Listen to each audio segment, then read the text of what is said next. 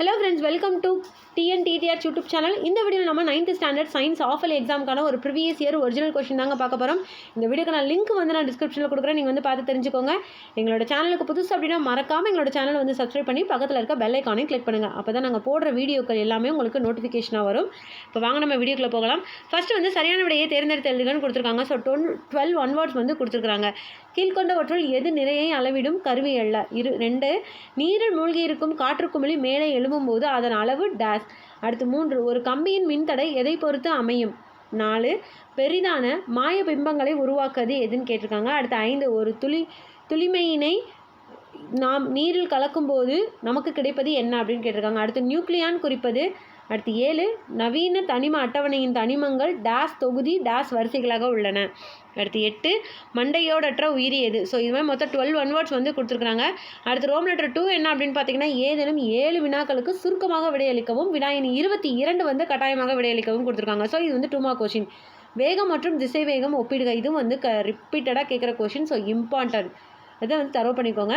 அடுத்து question number 14 திரவம் ஏற்படும் அழுத்தம் எந்தெந்த காரணிகளை பொறுத்தது? அடுத்து 15 மின் மோட்டாரின் முக்கிய பகுதிகளை பட்டியலிடுகன்னு கேட்டிருக்காங்க. அடுத்து 16 கே மற்றும் சிஐ ஆகியவற்றின் எலக்ட்ரான் பகிர்வை எழுதுக.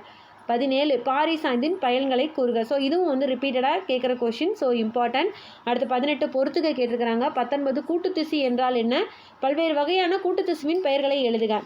20 மனித சிறுநீரகத்தின் ஏதேனும் 2 முக்கிய பணிகளை குறிப்பிடுக. அடுத்து 21 விரிவாக்கம் தருக கேட்டிருக்காங்க. 22 நீங்கள் கம்பல்சரி அட்டன் பண்ணணும். பின்வரும் சேர்மத்தில் உள்ள குறிப்பிட்ட தனிமத்தின் ஆக்சிஜனேற்ற எண்ணை கணக்கிடுகன்னு கேட்டிருக்காங்க. அடுத்து 3rd ரோம் லெட்டர் ஏதேனும் 7 வினாக்களுக்கு விடையளிக்க வினாயின் 32 கட்டாய வினான்னு கேட்டிருக்காங்க. ஸோ 4 மார்க் கொஷின், ஏதாவது 7 கொஷின்ஸ் அட்டன் பண்ணணும். நிறை மற்றும் எடையை வேறுபடுத்துக. இதுவும் ரிப்பீட்டடாக கேட்குற கொஷின், இம்பார்ட்டண்டான கொஷின். ஸோ தரவு பண்ணிக்கோங்க. அடுத்து 24 கோடிட்ட இடங்களை நிரப்புக. 25 மின்மாற்றியின் 2 வகைகளை விளக்கவும். 26 தனிமங்களுக்கும் சேர்மங்களுக்கும் இடையே உள்ள வேறுபாடுகளை எழுதி ஒவ்வொன்றிற்கும் ஒரு எடுத்துக்காட்டு தருக. அடுத்து 27 பொறுத்துக கேட்டிருக்காங்க. 28 காரங்களின் பயன்கள் 4 எழுதுக. அடுத்து 29 மீன்களின் சிறப்பு பண்புகள் ஏதேனும் 4 பட்டியலிடுக. அடுத்து 30 நீராவி போக்கின் வகைகளை விவரி. 31 பாக்டீரியாவின் வடிவத்தின் அடிப்படையில் அதனின் வகைகளை பற்றிய ஒரு தொகுப்பினை தருகன்னு கேட்டிருக்காங்க. அடுத்து 32 இது கம்பல்சரி நீங்கள் அட்டன் பண்ணணும். அதாவது காற்றிலிருந்து 1.5 ஒளிவிலகல் எண் கொண்ட கண்ணாடி பாலத்திற்கு ஒளி செல்கிறது.